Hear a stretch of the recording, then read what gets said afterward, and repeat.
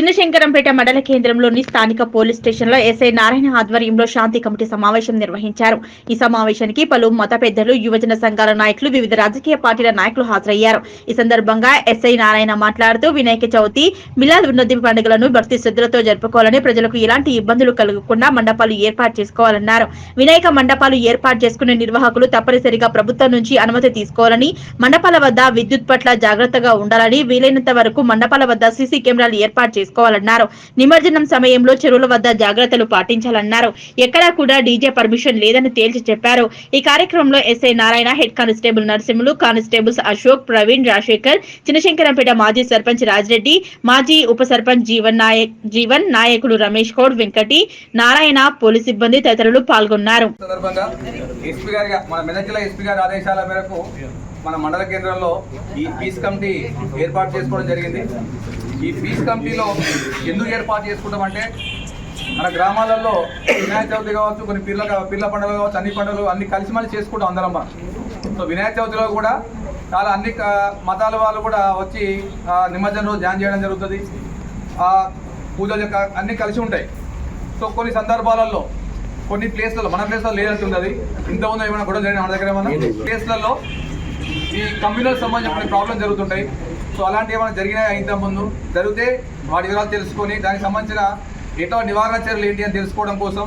Next ఇంకోటి, అలాంటి ఏమన్నా సిచ్యువేషన్స్ ఉంటే కూడా ముందస్తుగా ఇరు వర్గాలతో కలిసి మాట్లాడి అలాంటి పరిస్థితి రాకుండా చూసుకోవడం కోసం ఈ పీస్ కమిటీ మీటింగ్ ఏర్పాటు చేసుకోవడం జరుగుతుంది. కానీ మన పల్లెటూళ్ళలో మ్యాక్సిమం, నేను కూడా పల్లెటూరు నుంచి వచ్చిన, మ్యాక్సిమం అలాంటి సందర్భాలు, అలాంటి అవసరాలు, అలాంటి పరిస్థితులు ఉండకపోవచ్చు. 99% అలాంటి పరిస్థితులు ఉండవు. సో అంటే రెండు కమ్యూనిటీ పరంగా కాకుండా విలేజ్లలో విగ్రహాలు పెట్టడంలో కొన్ని గ్రూపుల మధ్య, అంటే ఒక వినాయక విగ్రహానికి ఇంకో వినాయక విగ్రహానికి మధ్యలో కూడా కొన్ని సందర్భాలలో క్లాష్ వచ్చే అవకాశం ఉంటుంది. నాది ముందు పోవాలనే కాన్సెప్ట్లో ఉంటుంది. సో అలాంటి ఏమన్నా మీ విలేజ్లలో అలాంటి ఏమైనా సిచ్యువేషన్స్ ఉన్నాయా? ఇద్దరు వస్తే అది విషయం వేరు. సో అది ఎప్పుడు అంటే అట్లాంటి విగ్రహాలు రెండు కూడా ఒకేసారి నిమజ్జనం అయితే సో మాకు ముందు చెప్పాలి.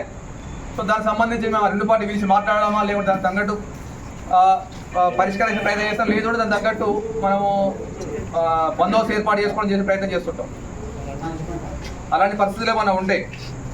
విగ్రహాలకు సంబంధించి కొన్ని సూచనలు, అంటే మనం అది తెలిసినే, మన వినాయక విగ్రహాలు పెడుతుంటాం. ఇది వానాకాలం.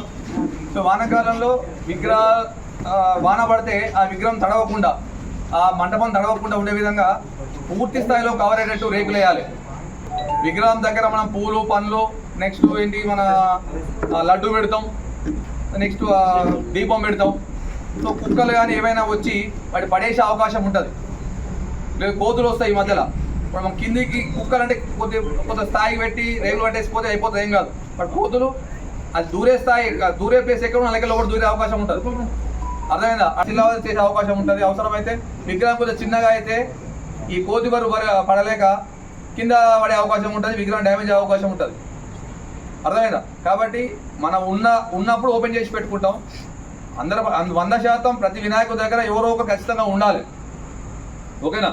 ఉన్నా కూడా ఇటువంటి నైట్ పడుకుంటప్పుడు మొత్తం క్లోజ్ చేసినప్పుడు కూడా వెనకకెళ్ళి అంటే ఏమి లోపలికి వచ్చే అవకాశం లేకుండా పూర్తి స్థాయిలో ప్యాక్ చేయాలి. అంటే ప్యాక్ చేస్తాం, సైడ్లకు ప్యాక్ చేస్తాం కావచ్చు, ప్యాక్ చేస్తాం, ముందు వెనకాల ప్యాక్ చేస్తాం, రేకులతో ప్యాక్ చేస్తారు మ్యాక్సిమం. బట్ ముందుకు మనకు కొద్దిగా ఇబ్బంది అయ్యే విషయం, కట్టెన్ ఉంటే అది కుక్క పోతుంది. నెక్స్ట్ వినాయక విగ్రహాలకు సంబంధించి ఒక అలవాటు, దురలవాటు, మంచి తర్వాత విషయం ఒక అలవాటు ఏంది, లడ్డు ఎత్తుకపోవడం అనేది ఉంటుంది. ఇంకా అవైలబుల్గా ఉంటే అలాంటి ప్రయత్నం చేయడు. అర్థమైందా? సో అలాంటి ఖచ్చితంగా మన విగ్రహాల దగ్గరనే అవైలబుల్గా ఉండాలి. అర్థం అయిపోయిన తర్వాత వాడు కావచ్చు, వీడు కావచ్చు అని గొడవ పడే అవకాశం ఉంటుంది. సో చూసుకోవాలి. నెక్స్ట్ ఇంకోటి, ఎందుకు ఎత్తామంటే సైడ్లు కరెక్ట్గా ఎందుకు ఉండాలి అంటే, ఖచ్చితంగా లోపల మాత్రం డిజైన్ చేస్తాము, కట్టెస్ కడతాం. సో ఈ కట్టెలకు అంటుకొని మండపం అంటుకునే అవకాశం ఉంటుంది. ఓకేనా? ఒకవేళ మనకు దీపం ఆరిపోవద్దు అనుకున్నప్పుడు ఏం చేయాలి అంటే, ఆ దీపం చుట్టూ ఒక గ్లాసు ఉంటుంది, రౌండ్గా గ్లాస్ పెట్టేది ఉంటుంది అన్నమాట. విగ్రహం దగ్గర సీసీ కెమెరా అవకాశం ఉంటే ఏర్పాటు చేసుకునే ప్రయత్నం చేయాలి. సో సీసీ కెమెరా ఒకవేళ మనం పెట్టుకునే పరిస్థితి లేకపోతే, కెమెరా ఉన్న ప్లేస్ ఉంటే మన విగ్రహాన్ని కవర్ చేసుకున్నట్టు ఈ 10 రోజులు మనం తిప్పి పెట్టుకోవాలి. సంబంధించి నిమజ్జనం దగ్గర చెరువుల దగ్గర వేస్తుంటాం. చాలా మంది నిమజ్జనానికి పోయి చనిపోయిన సందర్భాలు చాలా ఎక్కువ ఉంటాయి. ఓకేనా? సో ఈ సందర్భాలలో నిమజ్జనం కాడ చిన్నపిల్లలు రానికి కూడా ప్రయత్నం చేయాలి. తాగిన వాళ్ళు నిమజ్జనం అంటే ఎగురుతాం ఊరుదాలు కొంత ముందే పెట్టుకోండి తాగని వాళ్ళను. నీ బాధ్యత పోయి వినాయకుని వేయాలని చెప్పేసి. సో మా ఊరు ఆ బాధ్యత నాదే ఉండేది. నేను ఉంటాడు వేసుకుంటా నాకు నమ్మకం ఉండేది. నేను ఎప్పుడు వేసుకోవాలి అట్లా. ఓకేనా? ఎందుకంటే 10 రోజులు పూజ చేస్తాం. బట్ ఒక్కరికి ఏమాత్రం అపాయం జరిగినా కూడా ఆ కుటుంబం మొత్తం ఆగమవుతుంది. మనం కూడా కొద్ది ఇబ్బంది పడే అవకాశం ఉంటుంది. ఓకేనా? నెక్స్ట్ అక్కడ కూడా జారే అవకాశం ఉంటాయేమన్నా కొద్దిగా మెరం పోస్తున్న ప్రయత్నం చేయాలి. అక్కడ మాకు కూడా చెప్పండి, మేము కూడా లోకల్లో చెప్పే ప్రయత్నం చేస్తాం.